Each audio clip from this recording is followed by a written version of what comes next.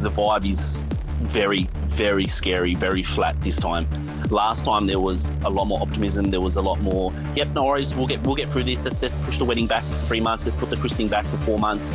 This time around, the vibe that we're getting off, I would say 80% of our clientele have said pretty much they're going to scrap whatever event it was and they're just moving on. Today on Dirty Linen, we are heading up to good old Sydney town, one of my favourite places in the world, but I'm sadly not allowed to go there at the moment, and none of my mates in Sydney are allowed to visit me. That is the way of the pandemic. Sydney is really in the thick of it, and we are talking to a restaurateur who's got a few different businesses in different parts of Sydney, so he can definitely shed a light on how things are going. Antonio Tarzia owns Peca restaurant plus 2 Fat Franks. Welcome to Dirty Linen, Antonio. Hey, how you going? I am really well, thank you. How are things for you? Yeah, good. Hanging in there, trying to stay positive, optimistic to what's ahead of for us. But we've done this before, so we've kind of a little bit norm to it at the moment. That's good. It's great to hear that you're upbeat and, looking to find the positives. For people who don't know your businesses, give us a bit of a rundown. What are they? Where are they? How are they doing? Okay, so Peca restaurant, fine dining restaurant, seats about 400 to 450 people. We are based out at Gregory Hills, which is southwestern Sydney, more towards Camden. So that's a newish restaurant. We've only been active for about 2 years at the moment. And then we've got Fat Frank's, which is a fast food chain, which we started because of the last lockdown. It was actually rebranded, and we kind of launched a new store in Wetherill Park, so southwestern Sydney again. This was the last lockdown we did it, so this was June last year. And it worked fantastic for us that we end up opening up another store in Newtown, which we opened January this year. So they're our 3 stores at the moment. Okay, and I know that some of the local government areas in Sydney are under more restrictions than others. So where do your restaurants fit into that? Okay, so Fat Frank, they're all divided amongst 3 different LGAs.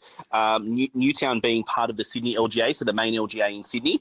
Not as affected as much, only because southwestern Sydney, where Wetherill Park, which is the Fairfield LGA, has been obviously impacted the most. So Newtown's doing surprisingly way better than any other store. Now, Fairfield has been hit dramatically because of obviously what's happened over the last 2-3 weeks.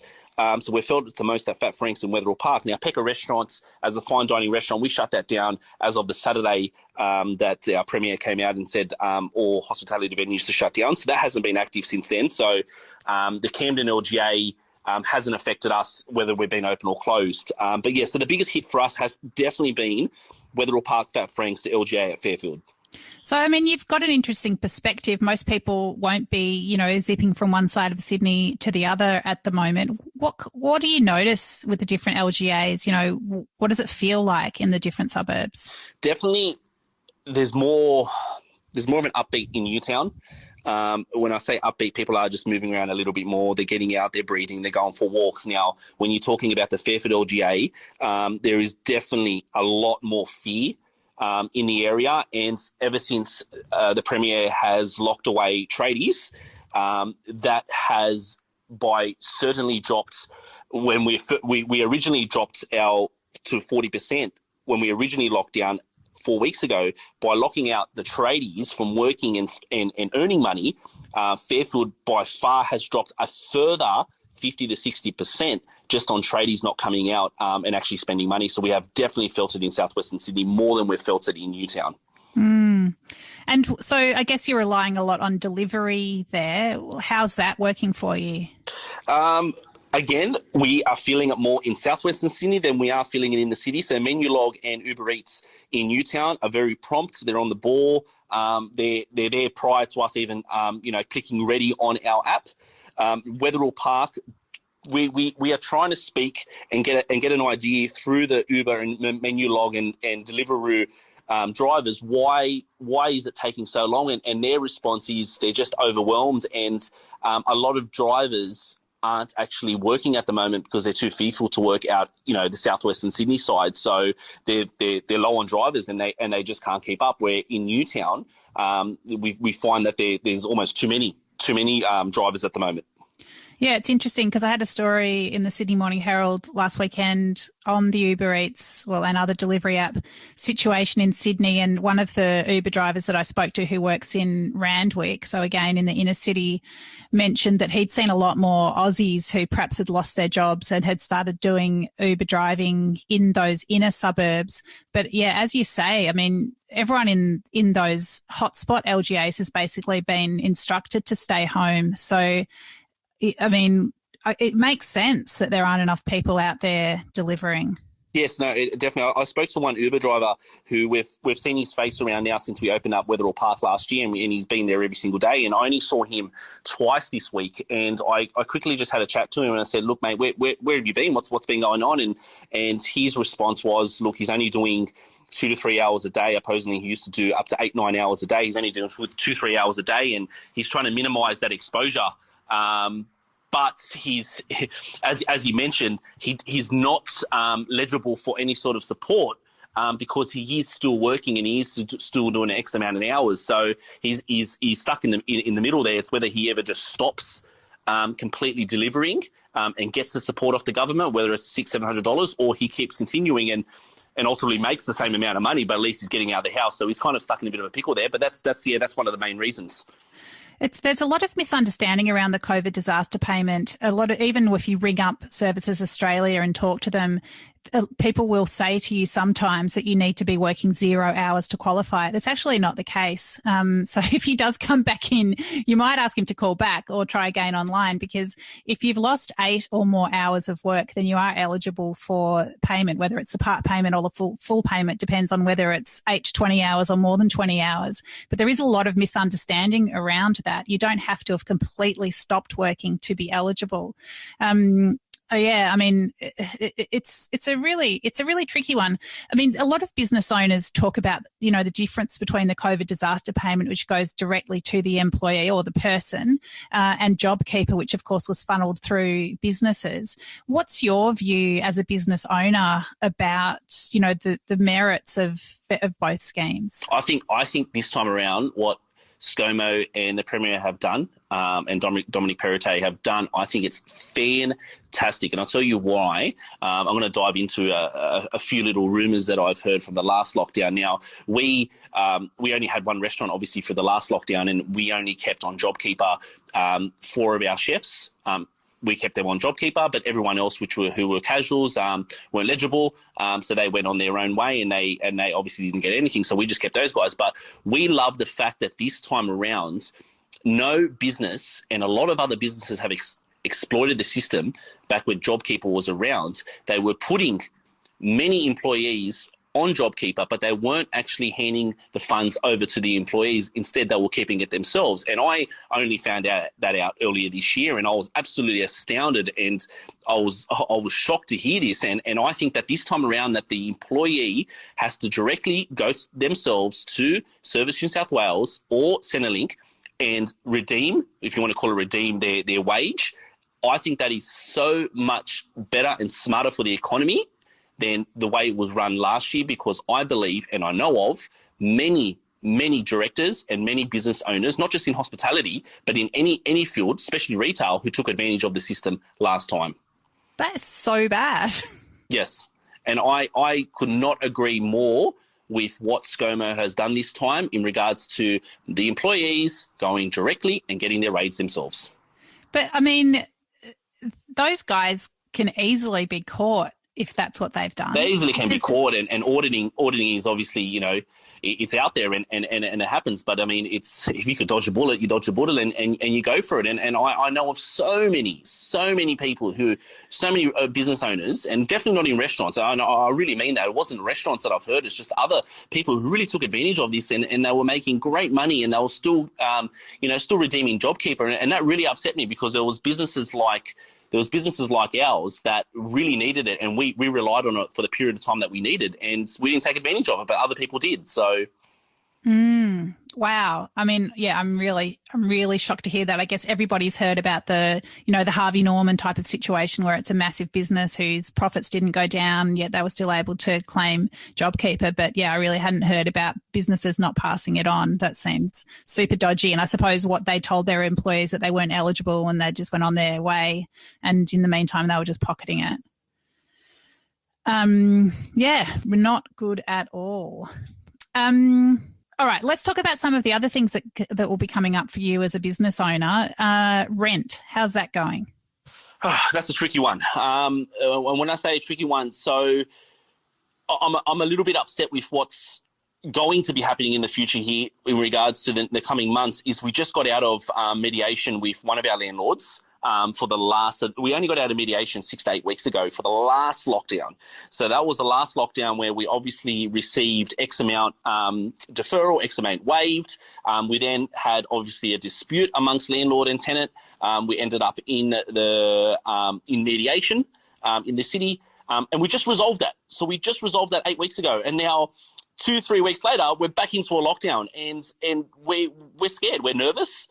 And so are a lot of other restaurants that I speak to, because they're in the same boat as us, where they've just resolved their rental dispute and what was owed and how much relief they were entitled to. But now we're going back into it. So we're quite nervous about this. Our landlord, I won't mention which store it was from, which you probably could work out which I'm talking about, but our landlord actually decided to lock us out during the pandemic last year.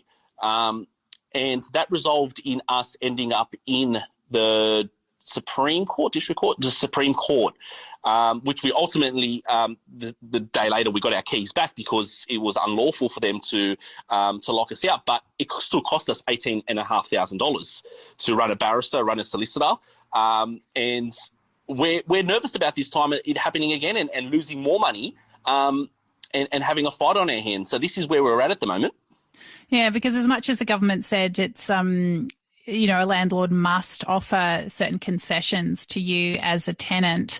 If you've got someone who just doesn't really want to come to the table, it must be, I guess, what do? Like, you do end up in the court system. Yeah, it's a very grey line, because even though the government and the moratorium does say they can't lock you out, but it's a very grey line, because you're sometimes up against a headstrong landlord who believes that he's entitled to what he's entitled to, and so they are. And a lot of people are landlords in many ways, commercial and residential, and so they are entitled because they've got bills themselves. But it's a tricky situation where one of our stores, we pay up to $7,000 a week in rent, and that's a large sum of money when you're making absolutely $0 at the moment. So $7,000 a week to be paying out, it's hard. And we also understand the landlord's point of the side of things, where he's got his bills, his mortgage, and he's got to pay his as well. So it is a bit of a dog's fight.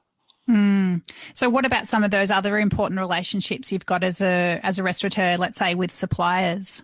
Yes. So that's what we are trying our hardest every single week to keep that line open, keep that communication open, and get them to understand that, like last time, we will be here supporting you when we reopen. If you can support us now and just obviously carry over our invoices for the next 30 days, 40 days, just to give us that little helping hand. And like we did last time, we paid you back plus more in, giving you and staying loyal to you the products that we buy off you.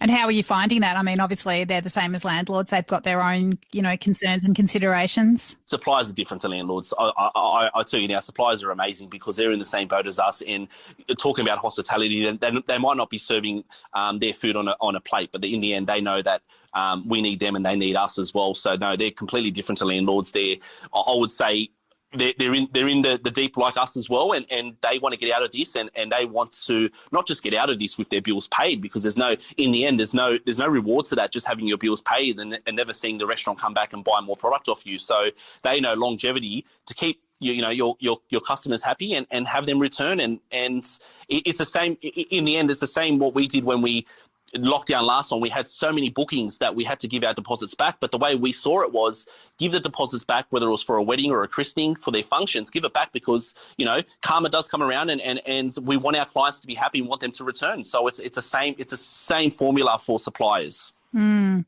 Well, that's good. It's good that you feel like you're standing shoulder to shoulder with your suppliers. Just with regards to those functions and the rebooking, what have you done this time around? What's the vibe like? The vibe is very, very scary, very flat this time. Last time there was a lot more optimism. There was a lot more, yep, no worries, we'll get through this. Let's push the wedding back for 3 months. Let's put the christening back for 4 months.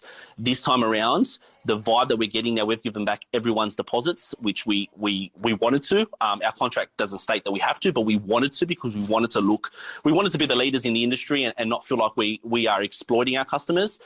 But the vibe that we're getting off, I would say 80% of our clientele have said pretty much they're going to scrap whatever event it was, whether it was a birthday, christening, and they're just moving on and just not spending that money, spending the money elsewhere. Oh, wow. So, I mean, how does that make you feel about, the other end of the tunnel? Well, compared to last year we went back in when we reopened on June 3rd last year. We went into it with, even though we didn't have many bookings, but we went into there with a really great outlook on what the rest of the year was going to look like based on the discussion that we're having with clients. Now, this time around, I'm very skeptical whether we return in 4 weeks, 6 weeks or 8 weeks. I'm very skeptical about what our outlook's going to look like in regards to events because the response and the feel that we're getting out there when we speak to clients and the emails that we're getting back, we just don't think there's going to be a lot out there. And coming to Christmas parties towards the end of the year, which God, we hope that we're going to be open for Christmas towards the end of the year, we are skeptical that any business is going to have the funds to even hold a Christmas party or a dinner for their staff members and spend $100 and $150 a head. We're very skeptical. Look, I know that was a big conversation in Victoria as well, and I mean events have still been a huge struggle. And, coming in and out of lockdowns as we have in Victoria, your capacity restrictions is sort of just cranking back up, and then, perhaps you have another lockdown, the door closes again. It's really super hard for those larger gatherings. So much of those events are about confidence, aren't they? Well, it's where the government and we're not here to bag the government because they can't look at every industry and look at every sector individually. But it's where the government struggles to understand for venues like ourselves and a lot of function venues or most restaurants that can fit 100+ people. Our functions and our events are our bread and butter. They really pay everything for us and they get us through those quiet weeks.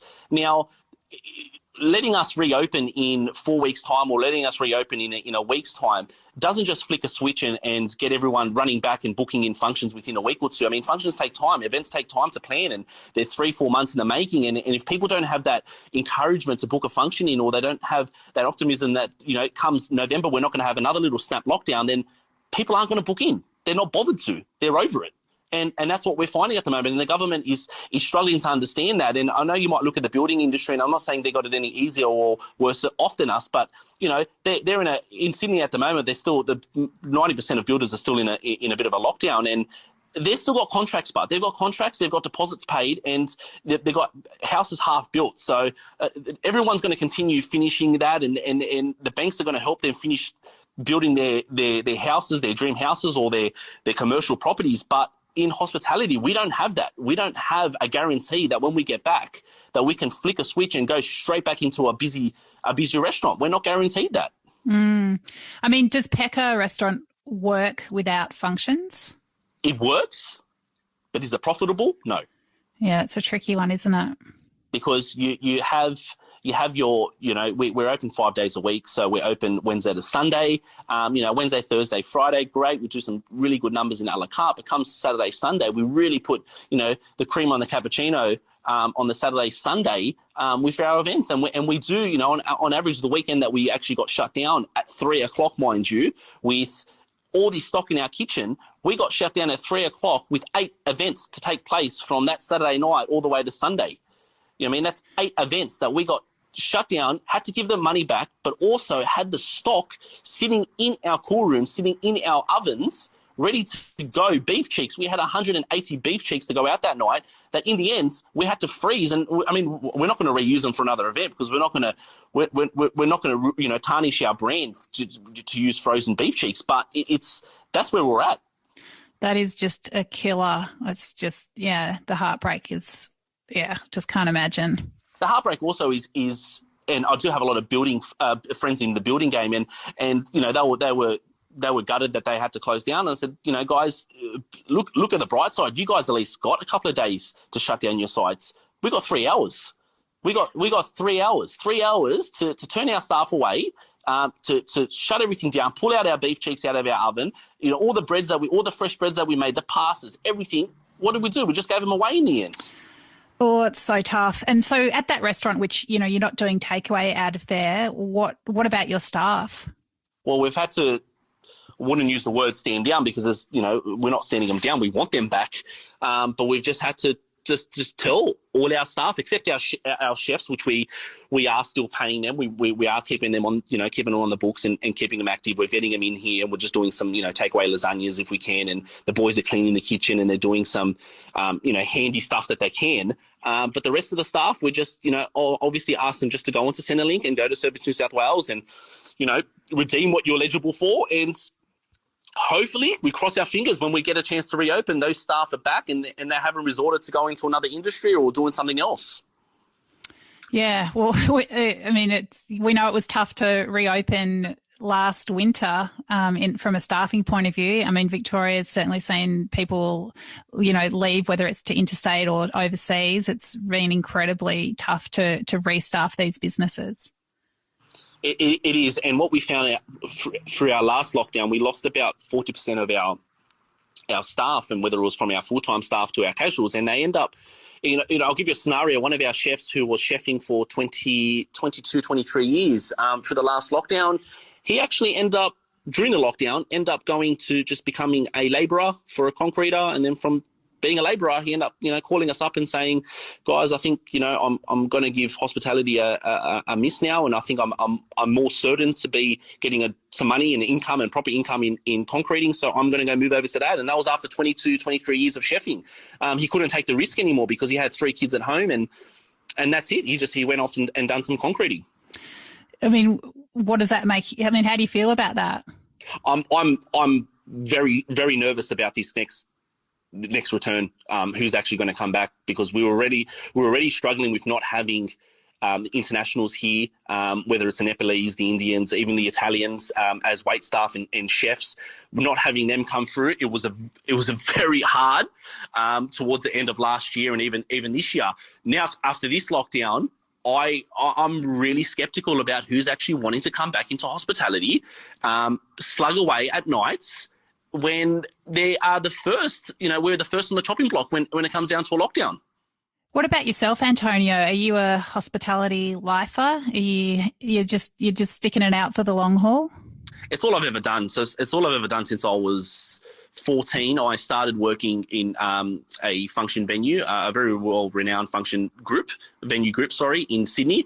So it's all I've ever done, and I feel like at the moment, especially because of these lockdowns, I feel like it's my duty not to run away, but kind of to do the opposite and to prove to others that, you know, we can get through this and we can defy the odds. And we've become very, very close with a lot of other venues in the area and a lot of other restaurants through this. And I think that's been a great, you know, a motivator to keep going in this industry. And yeah, okay, I do look at other industries and I see the perks of being in other industries, especially during a lockdown.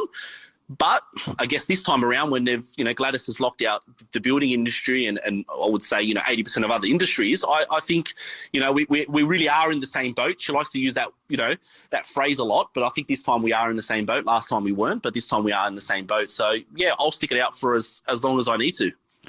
Good. Well, I'm sure you will come through, and it's great to hear that there's that solidarity with yourself and other businesses. Because, yeah, obviously Sydney needs restaurants on the other side of all this.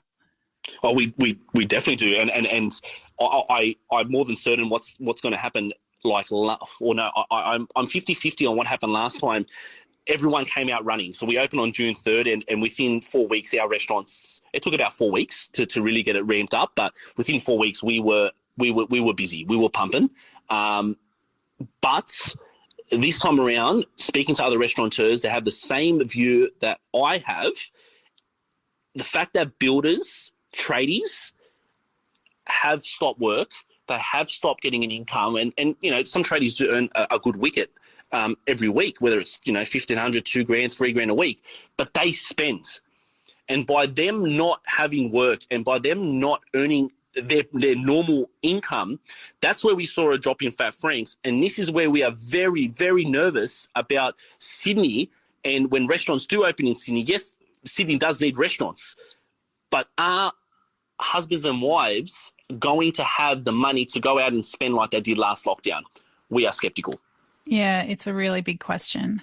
And with your crystal ball in your hands, like, what's your feeling about Sydney getting on top of this and being able to reopen? Again, I like to stay positive, but I can't see us reopening before September. I really can't. I mean, our numbers, if Gladys is obviously playing the numbers game, and if our numbers tell the story, I mean, they're not really dropping. They're sitting around, they're hovering around the 200 mark, and I mean, this was nothing like the last lockdown. Our numbers were nothing like this. Yet that still went on for a good 10 weeks. So I'm not sure what's going to happen out of this, and I can't see hospitality, out of all industries, hospitality coming back before September. And I mean, the other big difference with this lockdown or this outbreak is vaccination. I mean, are you vaccinated? Are you encouraging your staff to get vaccinated? Where do you feel like vaccination sits in all of this? I think the general consensus is to get vaccinated within time. I've just booked in my first one. I'm never been against vaccination. I mean, Carmelina, actually, who's our general manager, she sat me down and we had a chat a couple of weeks ago, and she highlighted something that made complete sense to all those anti-vaxxers out there, which it made complete sense. And Carmelina said, when we're first born, we get our vaccinations, we get our needles when we're born, and why is it any different now? It shouldn't be any different, because it's never a difference when a newborn is born and they've got to get their needles, as they call it. Why is it any different now? And I think she's completely right. And I mean, the general consensus out of Southwestern Sydney and all our staff and anyone I speak to, my suppliers, no one's got an issue with it.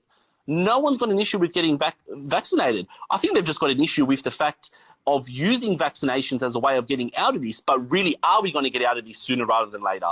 I think that's the main question on everyone's lips. But getting vaccinated, not a problem. Get it done. Yeah, great. So you're saying people are happy to go get vaccinated, but they can't quite see the connection between that and getting out of this outbreak. Is that what you're saying? Correct. Spot on. Especially when you look at Israel, what happened in Israel over the last week or two now, they're ramping up their third vaccination, but still going into a lockdown, and they've got over 60, 70% of their country vaccinated. It kind of just makes us look, okay, well, let's go get vaccinated. It's no problem.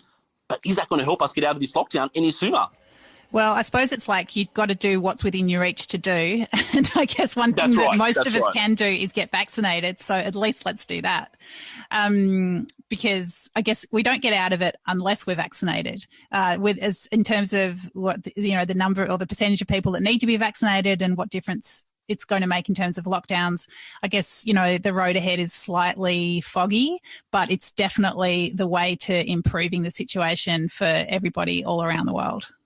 I had a conversation with my chef a couple of weeks ago, and he's one of our chefs is fully vaccinated, and he was quite distraught and upset because he got vaccinated quite a long time ago, before all this even happened, this next lockdown, and he kind of thought he was really upset because he just thought, he goes, I got vaccinated, but I'm in the same boat as everyone else, and I thought I was doing the right thing to kind of help not just everyone else, but help myself and my family get out of this and be safe and hopefully be one of the ones who could still earn an income. But he goes, I feel like I'm worse off than anyone else because he's not really earning an income. He's on his he's on his job saver, but yeah, he was quite upset about that. Yeah, that's so interesting. I mean, I suppose, in this we just aren't individuals, and it's these individual efforts that add up to a community benefit. But until most of the community is vaccinated, then the individuals can't have any special privileges. We still don't know vaccinated people still can spread the virus. So it's it's not a ticket to freedom, at least not yet. But yeah, I mean, the latest plan put out by the federal government or by the National Cabinet does suggest that when we get to a much greater level of vaccination, that people who aren't vaccinated won't have certain privileges. So I guess, it's carrot and stick, isn't it? Correct. Yes, I agree. So, Antonio, I'd love just to change tack a little bit and talk about Philly cheesesteaks, which I know is what you specialise in at Fat Frank's. And I reckon the Philly cheesesteak is not that well known in Australia. Can you tell me, just give us a rundown on what it is and why you guys have focused on it? Okay, so Philly cheesesteak, I'll give you a quick background how I got into Philly cheesesteak. So I went overseas. I've got some family that live in Philadelphia and New Jersey. So I went over there 4 or 5 years ago for Christmas, and I tried my first Philly cheesesteak. Had no idea what a Philly cheesesteak was when I got there. And the best way to put a Philly cheesesteak started, obviously, in Philadelphia, Philly cheesesteak. It started by Italian migrants back in 1930, two brothers. In Philadelphia, they had a little cart, one of those little hot dog carts on the side of the road, and most of the taxi drivers around Philadelphia and New Jersey were Italian back then. They were a little bit sick of hot dogs, so someone brought some really thin sliced beef to the hot dog stand, and they said, "Hey, buddy, can you toss this up on the grill and put it in a roll for me with some provolone cheese, the Italian soft cheese, provolone cheese, and put some onions on there." And that's where it was born. It was born as on the corner on the street as an Italian roll, and the Italians have embraced it over in Philadelphia. They treat it as their sacred dish, if you want to call it a dish. But yeah, that's where it started. So I went over there, and I actually I got so carried away with the I'm obviously Italian myself, so it kind of just blended so well with me. And I came back to Sydney, and we ended up opening up a pop-up store and a food truck, and that's where it evolved from. Wow, I had no idea about that heritage. That's so awesome. So what are the key features of the Fat Frank's Philly cheesesteak? What is it, what makes it good? Well, the Fat Frank's Philly cheesesteak is the closest you're going to get outside of the States. And when I say the closest you're going to get, I'll explain it. To make a authentic Philly cheesesteak, it takes 4 ingredients and 4 key ingredients. One being the cheese. So our cheese is that sliced you've got 2 cheeses, 3 cheeses, I should say, but we'll just go with the sliced American cheese, which is like your Big Mac cheese, your provolone cheese, and your cheese whiz, which is your liquid cheese. The second ingredient is your sliced beef. So we use a premium range rump that we slice. We got a special machine in last year from Germany. We got that in late last year that slices up to a mil thin. It slices the beef ultra thin. We can almost see through it.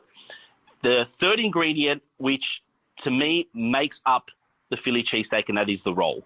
So the roll is an Amoroso roll. So if you Google it, the original Philly cheesesteak place, Pat's in Philadelphia, Pat Oliverio is one of the founders.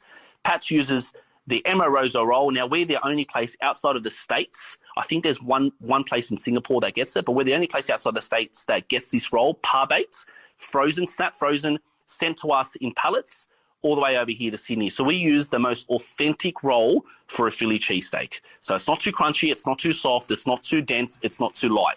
It is the perfect Philly roll. And how do you cook the meat? So because the meat is sliced so thin, it's almost just picture when you go to the deli and you ask the delicatessen to slice the prosciutto for you really nice and thin. That's how thin that we get a raw beef. We get it so thin, it's that thin. So it actually only takes up to 30 to 35 seconds to cook on the grill. Amazing. And then we chop it up with our utensils. We chop it up. We throw some onions on there. You get your choice of onions. You get your choice of cheese. You can throw some mushrooms and peppers, which makes it a mushroom pepper cheesesteak, and off you go. I just really want one.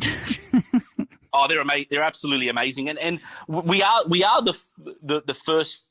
We call ourselves a chain. We're only 2 stores, but we hope to be more in the coming future. But we want to be the first chain outside the US, because there is quite a few chains in the US, but outside the US to really show Australia what an authentic Philly cheesesteak is.